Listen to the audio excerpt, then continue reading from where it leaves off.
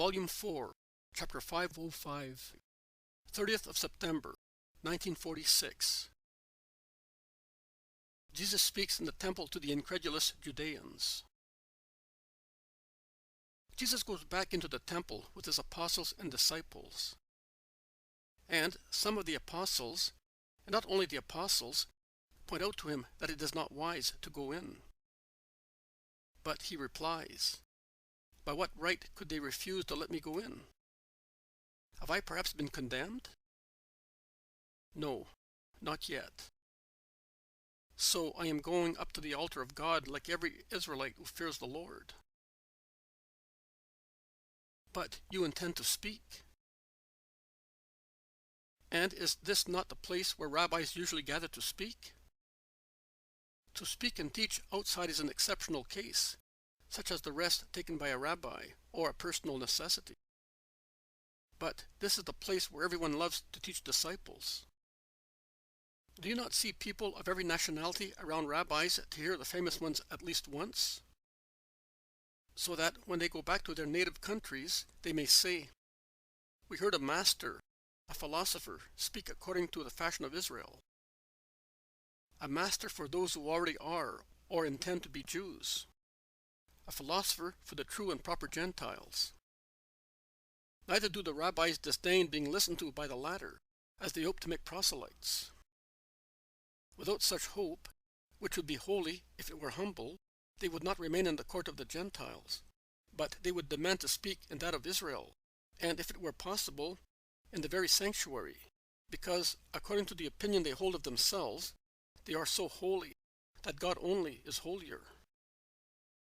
And I, the Master, will speak where teachers speak. But be not afraid. It is not their hour as yet. When their hour comes, I will tell you, that you may fortify your hearts." "You will not tell us," says the Iscariot. "Why not?" "Because you will not know. No sign will tell you. There is no sign. I have been with you for almost 3 years, and I have always seen you threatened and persecuted. Nay, you were alone then. Now you have the support of the crowds who love you, and of whom the Pharisees are afraid. So you are in a stronger position. How do you expect to know when the hour has come?" "By what I see in the hearts of men." Judas remains dumbfounded for a moment. Then he says, "And you will not mention it also because you spare us because you doubt our courage." "He keeps silent not to distress us," says James of Zebedee. "True. But you will certainly not tell us." "I will tell you. And until I tell you, whatever violence and hatred you see against me, be not afraid of it. They will have no consequences. Go on. I am staying here to wait for Manaen and Margim." The 12 and those who are with them go on half-heartedly. Jesus retraces his steps towards the gate, waiting for the two. He then goes into the street and walks towards the Antonia. Some legionaries standing near the fortress point him out, chattering to one another. There seems to be some disagreement in opinion. Then one of them says in a loud voice, "I'll ask him," and he departs from the group, coming towards Jesus. "Hail, Master! Are you speaking in there also today?" "May the light enlighten you."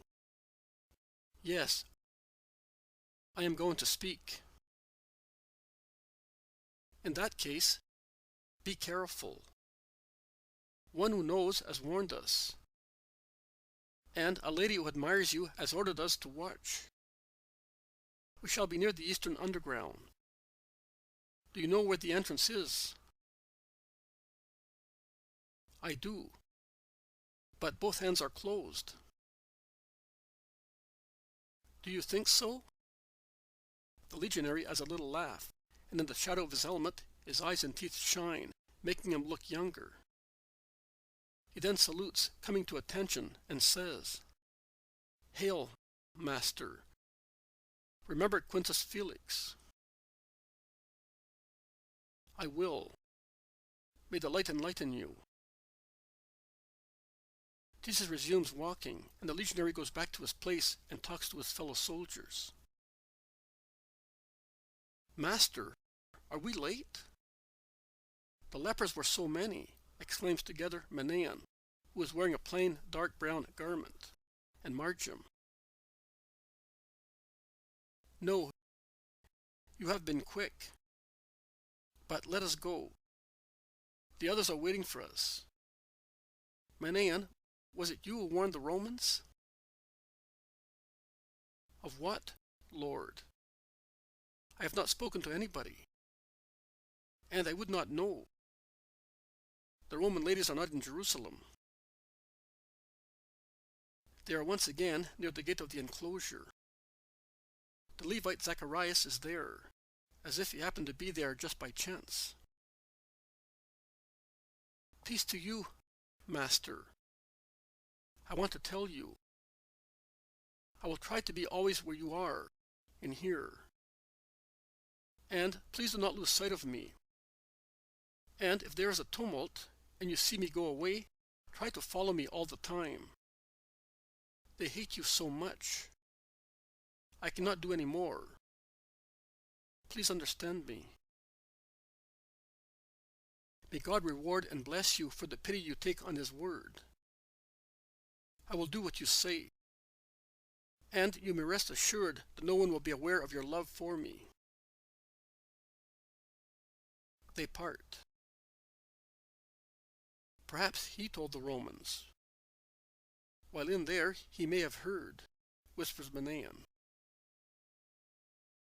They go to pray, passing through the crowds who look at them with different feelings, and who later gather behind Jesus when he comes away from the court of Israel after praying. Outside the second enclosure, Jesus is about to stop, but he is surrounded by a mixed group of scribes, Pharisees, and priests. One of the officials of the temple speaks on behalf of all of them. "Are you here again?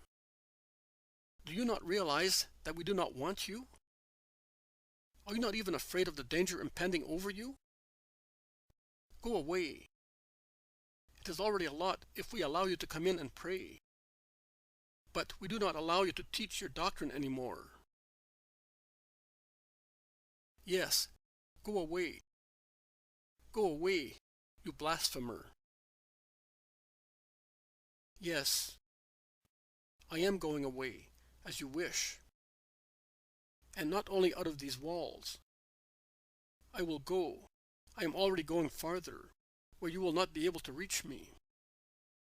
And the time will come when you will also be looking for me, and not just to persecute me, but through a superstitious terror of being struck for driving me away, urged by a superstitious anxiety to have your sin forgiven and receive mercy. But I am telling you, this is the time of mercy. This is the time to make friends with the Most High. After the present time, no remedy will be of any avail. You will not have me anymore, and you will die in your sin. Even if you traveled all over the earth, and you succeeded in arriving at stars and planets, you would no longer find me, because you cannot come where I am going. I have already told you. God comes and passes by. Those who are wise receive him with his gifts while he passes by. Those who are foolish let him go and no longer can find him. You come from down here. I come from up there. You belong to this world. I am not of this world. So, once I have gone back to the abode of my Father, out of this world of yours, you will not be able to find me any longer, and you will die in your sins, because you will not even be able to reach me spiritually, through faith. Do you want to kill yourself, you devil? We will certainly not be able to join you in hell, where violent souls descend, because hell is a place of the damned, cursed souls, whereas we are the blessed children of the Most High, some of them say. And others say, approvingly, he certainly wants to kill himself, because he says that we cannot go where he goes. He realizes that he has been found out and has failed the test, and he is going to kill himself, without waiting to be killed like the other Galilean who was a false Christ. And others say benevolently, and if he really were the Christ, and were to go back to him who sent him, where?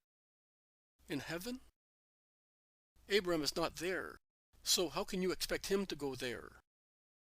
The Messiah is to come first. But Elijah was taken up to heaven in a chariot of fire. On a chariot, yes. But to heaven? Who can assure that? And the dispute continues while Pharisees, scribes, officials, priests, Judeans obsequious to priests, scribes and Pharisees pursue the Christ through the vast porches as a pack of hounds chases roused game. But some people, that is, the good ones among the hostile group, those urged by real honest intentions, elbow their way through the crowd until they reach Jesus and ask him the anxious question, which has been heard being asked so often, with love or with hatred. Who are you? Tell us, so that we may know how to behave. Tell us the truth in the name of the Most High. I am the truth itself, and I never tell lies. I am what I have always declared to be since the first day I spoke to the crowds, in every place in Palestine, where I said, I am, here, several times, near the Holy of Holies, of whose thunderbolts I am not afraid, because I speak the truth. I have still many things to say and to judge during my day, and with regard to this people, and although my evening seems to be close at hand, I know that I shall tell them, and I shall judge everybody, because that is what I have been promised by him who sent me, and is truthful. He spoke to me in an eternal embrace of love, telling me all his thought, so that I could repeat it by means of my word to the world. And I shall not be able to be silent, neither will anybody be able to silence me, until I announce to the world what I heard from my Father. Are you still blaspheming? And are you continuing to call yourself the Son of God? But who do you expect to believe you? Who will ever be able to see the Son of God in you? Shout his enemies, shaking their fists at his face, deranged as they are by hatred. The apostles, disciples, and well-meaning people drive them back, forming a protective barrier around the Master. Zacharias, the Levite, steals slowly close to Jesus, Manaen and Alphaeus' two sons, with stealthy movements, in order not to attract the attention of the evil ones. They are now at the end of the court of the Gentiles, as progress is slow owing to the hindering opposition, and Jesus stops at his usual place, at the last column of the eastern side. He stops. They cannot eject a true Israelite from the place where even pagans are allowed to stay, unless they wish to rouse the masses, which they craftily avoid doing. And he resumes speaking, replying to his offenders and everybody else. When you have lifted up the Son of Man. The Pharisees and scribes shout, and who do you expect is going to lift you up? Miserable is that country whose king is a silly charlatan and a blasphemer disliked by God. None of us will lift you up. You may be sure of that.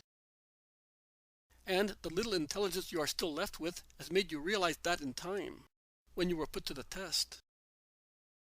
You know that we shall never be able to make you our king. I know. You will not raise me to a throne, and yet you will lift me up. And while lifting me up, you will think that you are lowering me. And just when you think you have lowered me, I shall be raised. Not only over Palestine, not only over the people of Israel spread all over the world, but over the whole world, even over pagan countries, even over those countries of which the learned people of the world are still unaware. And I shall be raised, not only for the lifetime of a man, but for the whole life of the earth, and the shadow of my throne will spread more and more over the earth until it covers it completely. Then only I will come back, and you will see me. Oh, you shall see me. Listen to his speech of a madman. We shall raise him up by lowering him, and we shall lower him by raising him.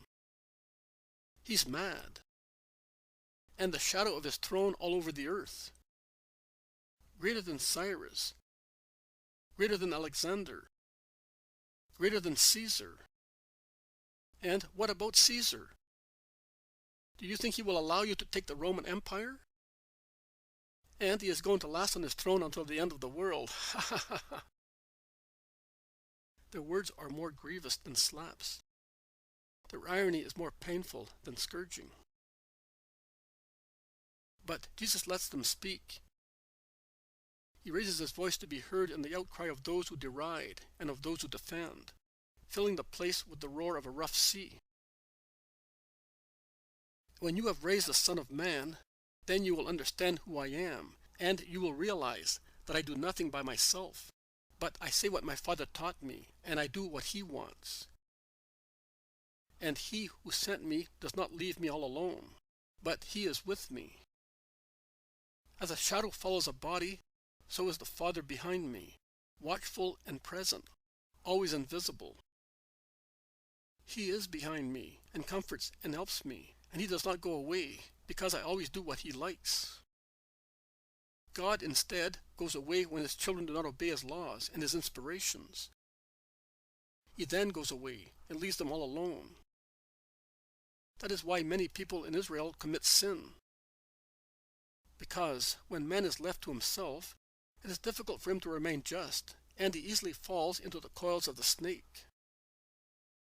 I solemnly tell you that because of your sin in resisting the light and mercy of God, he leaves you and will no longer dwell in this place or in your hearts, and what Jeremiah grieved over in his prophecies and lamentations will be fulfilled. Meditate on those prophetical words. Tremble and return to your senses with good minds.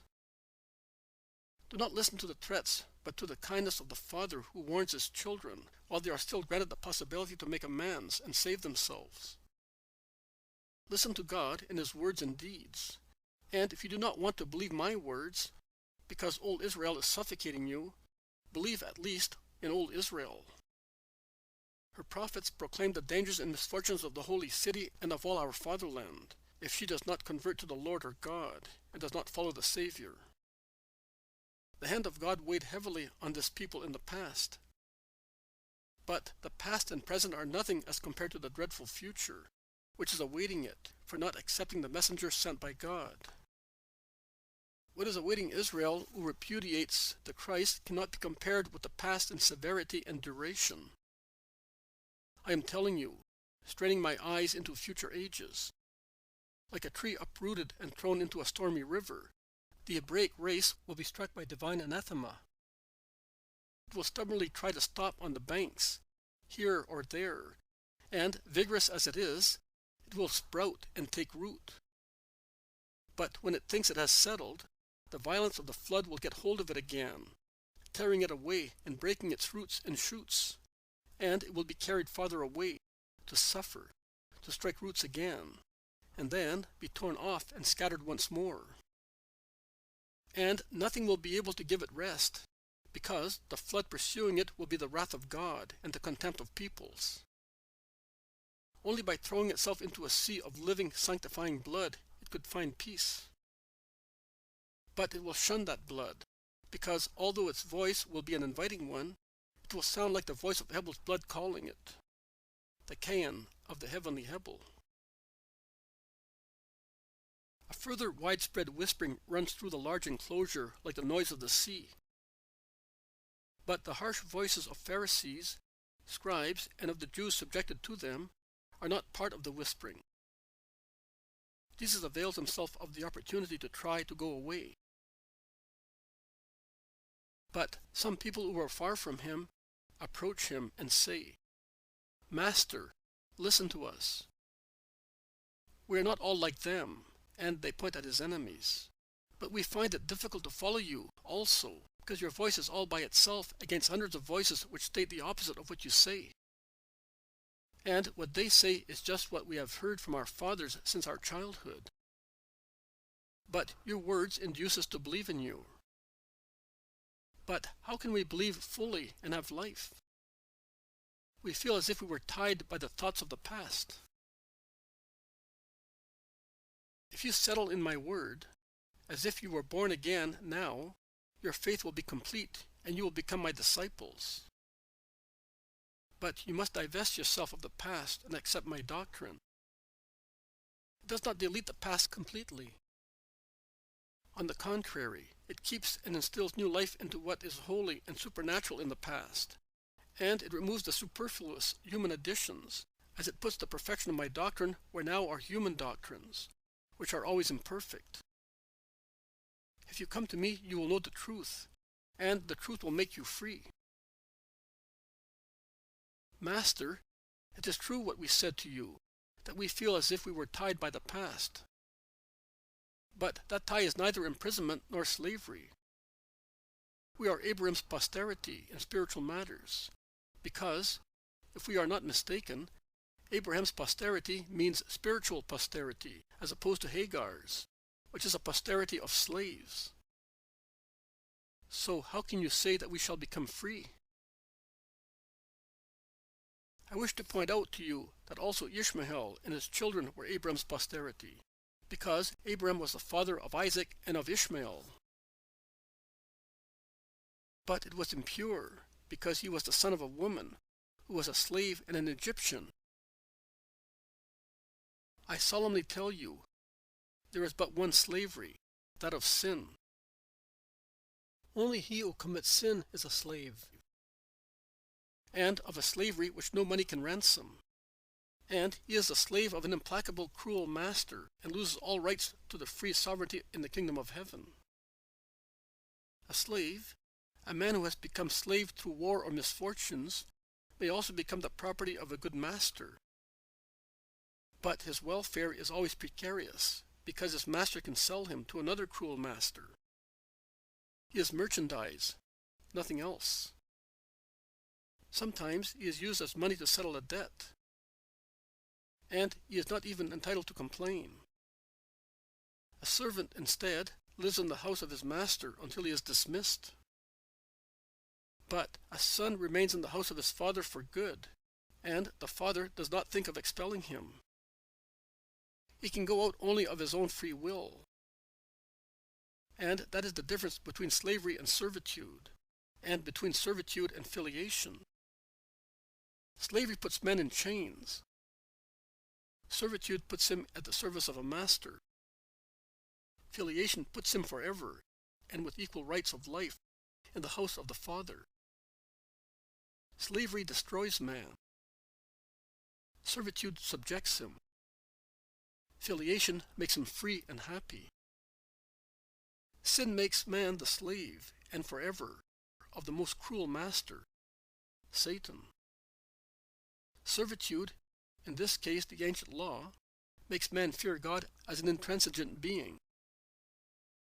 Filiation, that is, to come to God with his firstborn, with me, makes man free and happy, as he knows and trusts in the charity of his Father. To accept my doctrine is to come to God with me, the firstborn of many beloved children. I will break your chains, if you only come to me to have them broken, and you will really be happy and co-heirs with me to the kingdom of heaven. I know that you are Abraham's posterity, but those among you who seek my death no longer honor Abraham, but Satan, and serve him as faithful servants. Why? Because they reject my word, which cannot get to the hearts of many of you. God does not compel men to believe or to accept me, but he sent me that I may show you his will. And I tell you what I saw and heard near my Father, and I do what he wants.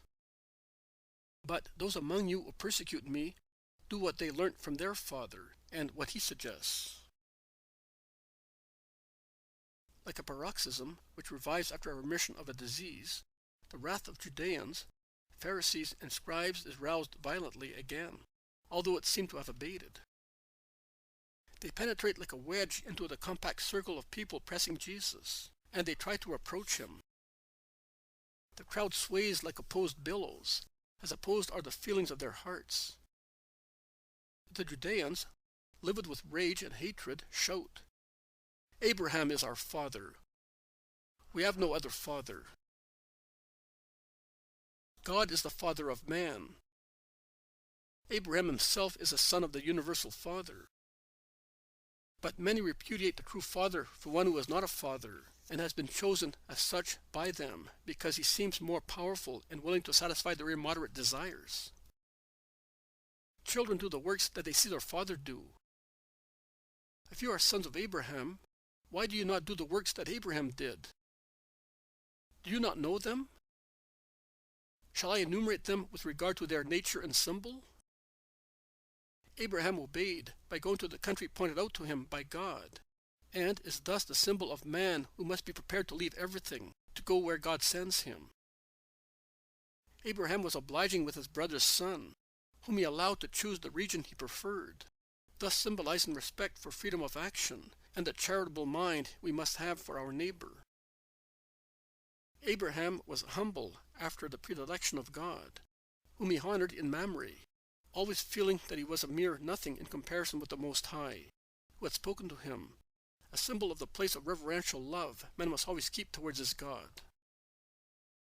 Abraham believed and obeyed God also in the most difficult matters to believe and painful to accomplish, and he did not become selfish in order to be safe, but he prayed for the people of Sodom. Abraham did not come to terms with the Lord by requesting a reward for his manifold obedience. On the contrary, in order to honor him till the very end, to the extreme limit, he sacrificed his beloved son to him. He did not sacrifice him. He did sacrifice his beloved son, because it is true that his heart had already sacrificed him during the journey, with his will to obey, which was arrested by the angel when his heart of a father was already breaking, as he was on the point of rending the heart of his son. He was going to kill his son in order to honor God. You are killing the Son of God to honor Satan. So, do you do the works of him whom you call your Father? No, you do not. You are trying to kill me because I tell you the truth as I heard it from God. Abraham did not behave thus. He did not try to kill the voice coming from heaven, but he obeyed it. No, you do not do the works of Abraham, but those pointed out to you by your father. We were not born of a prostitute. We are not illegitimate children. You said yourself that God is the Father of man, and we are the chosen people, and we belong to the chosen caste of this people. So we have God as our only Father. If you recognize God as your Father in spirit and truth, you would love me, because I proceed and come from God. I have not come of my own accord, but it is He who sent me. So, if you really knew the Father, you would know also me, His Son and your brother and Savior. Is it possible for brothers not to know one another? Can the children of one only Father not recognize the language spoken in the house of the only Father? Why, then, do you not understand my language, and you cannot bear my words? Because I come from God, and you do not. You left the paternal house, and you have forgotten the face and the language of him who lives in it. You have spontaneously gone to other regions, to other abodes, where one who is not God reigns, and where another language is spoken. And he who reigns there compels those who want to go in to become his children and obey him. And you have done that, and still do it. You abjure and disown God the Father to choose another father for yourselves. And that father is Satan.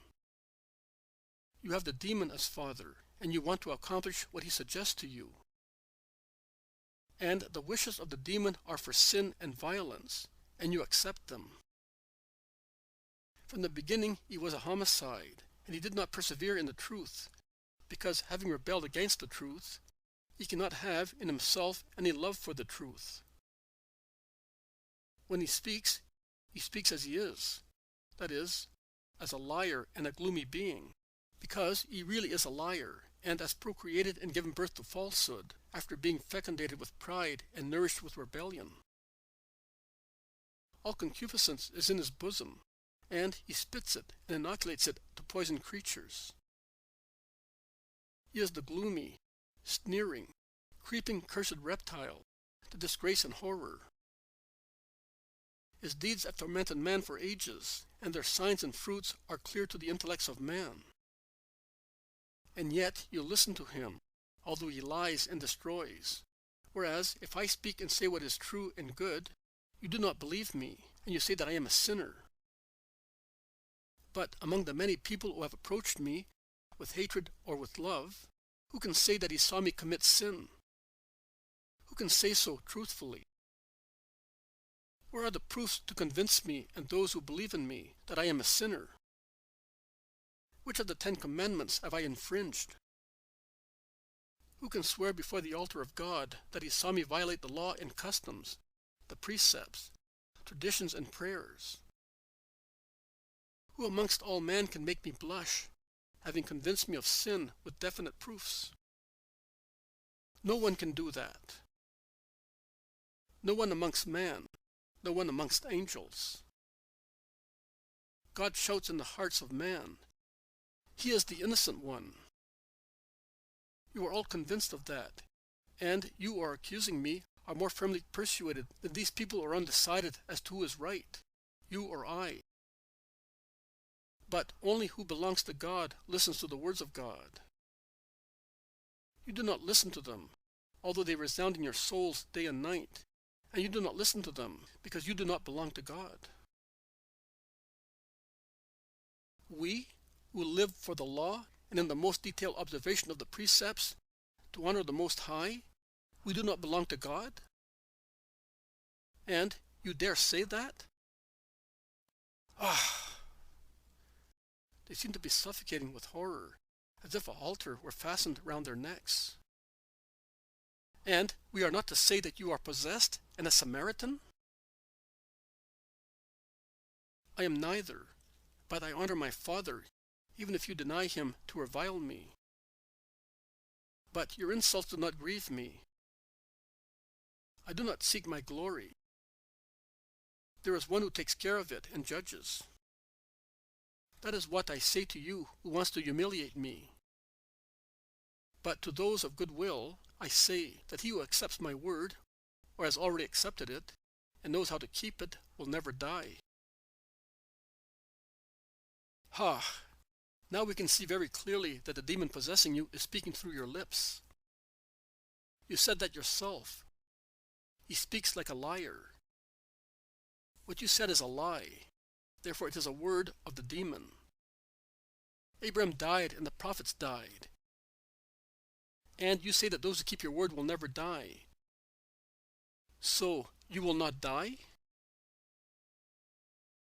I shall die only as man, to rise again in the time of grace. But I shall not die as the Word. The Word is life and never dies. And he who receives the Word has life in himself and never dies, but rises in God, because I will resuscitate him. Blasphemer, madman, demon, are you greater than Abraham and the prophets who died? Who do you think you are? The beginning who am speaking to you. There is absolute pandemonium. And while it goes on, the Levite Zacharias pushes Jesus imperceptibly towards a corner in the court, helped by the sons of Alphaeus and by other people, who perhaps assist him without even knowing what they are doing. When Jesus is against the wall and is protected by his most faithful ones, standing in front of him, and the tumult calms down a little, he says in his voice, which is so incisive, beautiful and calm also in the most troubled moments. If I glorify myself, my glory is of no value. Anyone can say of oneself what one wishes. But he who glorifies me is my Father, who you say is your God, although he is so little yours that you do not know him, and you have never known him, neither do you want to know him through me, as I speak to you of him, because I know him. And if I should say that I do not know him, to appease your hatred against me, I would be a liar like you, who say that you know him. I know that I must not lie for any reason whatsoever. The Son of Man must not lie, even if by telling the truth he will bring about his death. Because if the Son of Man should lie, he would no longer be the Son of Truth, and the truth would reject him from itself. I know God, both as God and as man. And as God and as man, I keep his words and comply with them. Israel, think it over. It is here that the promise is fulfilled. It is accomplished in me. Recognize me for what I am. Abraham, your father, longed to see my day. He saw it prophetically through a grace of God, and he rejoiced. And you, who really live it, be quiet. You are not yet 50 years old, and you are telling us that Abraham has seen you, and you have seen him? And their scornful laughs spread like a wave of poison or corrosive acid. I solemnly tell you, before Abraham was born, I am. I am? God only can say that, as he is eternal. You cannot. Blasphemer, I am. Anathema. Are you perhaps God, that you may say that? Shouts one, who must be an important personage, because, although he has just arrived, he is already near Jesus, as everybody has moved aside, almost in terror, at his arrival. It is you who say it, replies Jesus in a thundering voice. Everything becomes a weapon in the hands of those who hate. While the last man who has questioned Jesus gives free course to a mimic display of scandalized horror and tears his headgear off his head, ruffles his hair and beard, and unfastens the buckles holding his mantle round his neck, as if he were about to faint with horror, handfuls of earth and stones, used by the vendors of doves and other animals to hold tight the ropes of the enclosures, and by the money changers as a prudential protection for their coffers, of which they are more jealous than of their own lives, are thrown at the Master, and obviously fall upon the crowd, as Jesus is too far inside the arcade to be struck, and the crowds curse and complain. Zacharias, the Levite, gives Jesus a mighty push, the only means to make him reach a little low door, hidden in the wall of the court and already set to be opened, and pushes him inside with the two sons of Alphaeus, John, Manaen, and Thomas. The others are left outside in the tumult. Its noise arrives, weakened by the underground passage, among the mighty stone walls, the correct architectural name of which I do not know. The stones are embedded, I would say, that is, there are large stones and smaller ones, and on top of the smaller ones there are large ones, and vice versa. I do not know whether I have made myself clear. They are dark and mighty, coarsely chiseled, hardly visible in the dim light coming from the narrow loopholes placed high up at regular intervals to admit air and light so that the place may not be completely murky. It is a narrow tunnel, the purpose of which I do not know, but I am under the impression that it runs right round the court. Perhaps it was built as a protection, as a shelter place, or to double and thus reinforce the walls of the court, which forms the enclosures round the true and proper temple, the Holy of Holies. In brief, I do not know. I am saying what I see. There is a smell of dampness, that kind of dampness that one cannot say whether it is cold or not, as in certain wine cellars. And what is to be done here? Asks Thomas. Be quiet. Zacharias told me that he will come, and we must remain silent and still, replies Thaddeus. But can we trust him? I hope so. Be not afraid. He is a good man, says Jesus, comforting them. Outside, the noise of the tumult fades away. Some time goes by. Then the dull sound of steps and a tiny flickering light come from the dark depth. Are you there, Master? Asks a voice that wants to be heard, but is afraid of being heard. Yes, Zacharias, I am here. Praise be Jehovah. Have I kept you waiting? I had to wait for the others to rush to the other exits. Come, Master, your apostles. I have been able to tell Simon to go all together towards Bethesda and wait there. We go down here. There is not much light, but it's a safe way. It takes us down to the cisterns, and we come out near the Kidron. An old way, not always used for a good purpose, but this time it is, and that sanctifies it. They continue to go down in the deep shade, broken only by the flickering light of the lamp, until a different gleam is seen down at the bottom, and beyond it some green appears in the distance. A railing, so heavy and thick that it looks like a door, is at the end of the tunnel. Master, I have saved you. You can go. But listen to me. Do not come back for some time. I could not serve you every time without being noticed. And forget, all of you must forget this passage, and me who brought you here, says Zacharias, working some devices of the heavy railing, which he opens just enough to let them go out.